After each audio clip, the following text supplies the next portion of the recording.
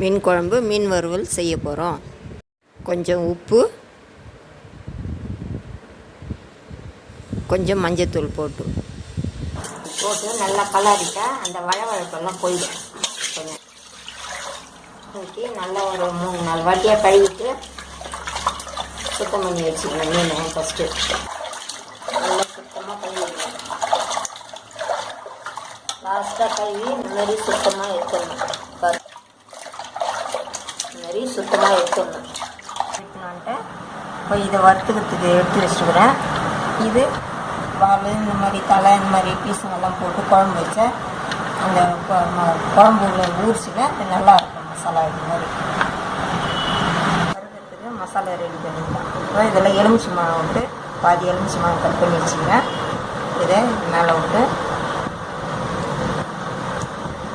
நல்லா கலரி எடுத்துங்க.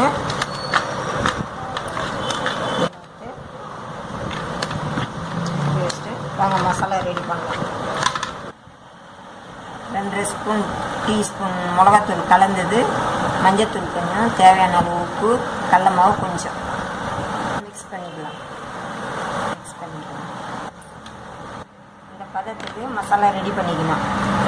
ரெடி பண்ணிவிட்டு இதில் எலுமிச்சம்பழம் சாறு விட்டுக்கிறதுக்கு இவ்வளோ கட்டியமாக இருக்கணும். இதில் அப்ளை பண்ணி விட்டோம்னாக்கா அப்போ தான் அதில் ஊறுறதுக்கு கரெக்டாக இருக்கும்.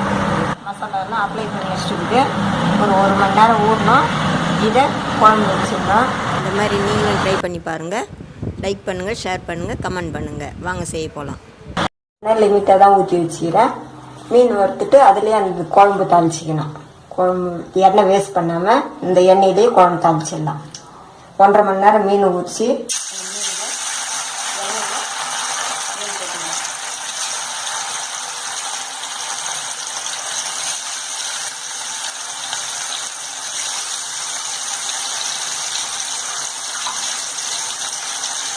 திருப்பி ஊற்றணும். ஒரு பக்கம் வச்சு இன்னொரு பக்கம் வேகமாக திருப்பி ஊற்றணும். மீன் குழம்பு தாளிக்கிறதுக்கு ஒரு வெங்காயம், ஒரு குட்டி தக்காளி, அரைச்சிக்கிறதுக்கு மசாலா அரைக்கிறதுக்கு 2 வெங்காயம், ஒரு பெரிய தக்காளி எடுத்து வச்சுக்கிது. இதை ஒரு எலுமிச்சம்பழம் அளவு புளி ஊற வச்சுக்கணும். நெல்லிக்காய் சைஸ் அளவில் புளி ஊற வச்சுக்கின்னு இப்போ மசாலா அரைக்கலாம். இது கொஞ்சம் பூண்டு, ஒரு 10 பல்லு பூண்டு சேர்த்துக்கிறேன். எடுத்துடலாம். சைஸ் ஊற வச்ச புளி இப்போ அம்மியில் போட்டு அரைச்சிக்கலாம். அம்மியில் அரைச்சி வச்சா நல்லா டேஸ்ட்டாக இருக்கும் குழம்பு.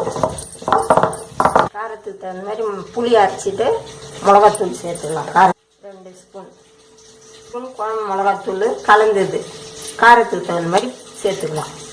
இதில் கொஞ்சமாக தண்ணி தெளித்து அரைச்சிக்கலாம். அரைச்சிட்டு வெங்காயம், தக்காளி இதை சேர்த்து அரைச்சிக்கணும். ஒன்றா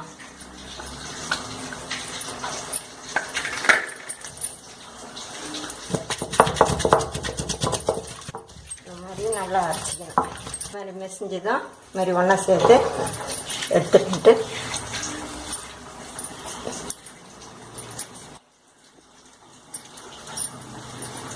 வச்சு இப்படி எடுத்து ஒரு தட்டில் எடுத்து வச்சுக்கணும் தனியாக.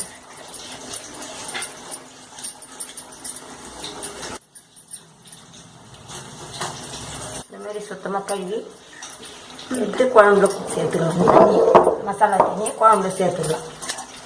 இந்த மாதிரி எடுத்துங்க. மீன் வறுத்துட்டோம். அடுத்தது அந்த எண்ணெயிலே குழம்பு தாளிச்சிக்கலாம். தேவையான அளவு கழுவி, கொஞ்சம் வெந்தயம், வெங்காயம்,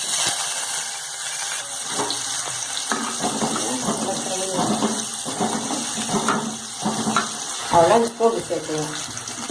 பூண்டு சேர்த்து அதாவது தக்காளி சேர்த்துக்கணும். தேவையான அளவு உப்பு சேர்த்துக்கலாம். சேர்த்து நல்லா இப்படி வதக்கி விடணும். இந்த வெங்காயம் தக்காளி எல்லாம் நல்லா வதங்கினா இப்போ அம்மியில் அரைச்ச மசாலாவை இதில் சேர்த்துக்கலாம். சேர்த்துன்னு நல்லா கலரி விட்டுணும்.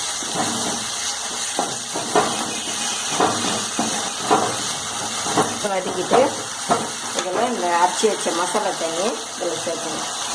சேர்த்துன்னு உங்களுக்கு தேவையான அளவு தண்ணி வச்சு தண்ணி வச்சு தட்டு போட்டு கொதிக்கிட்டோம் கொஞ்சம் நேரம் குழம்பு கொதிச்சு அந்த மசாலா வாசனை எல்லாம் போயிடுச்சு. இப்போ நம்ம அந்த மீன் சேர்த்துக்கலாம்.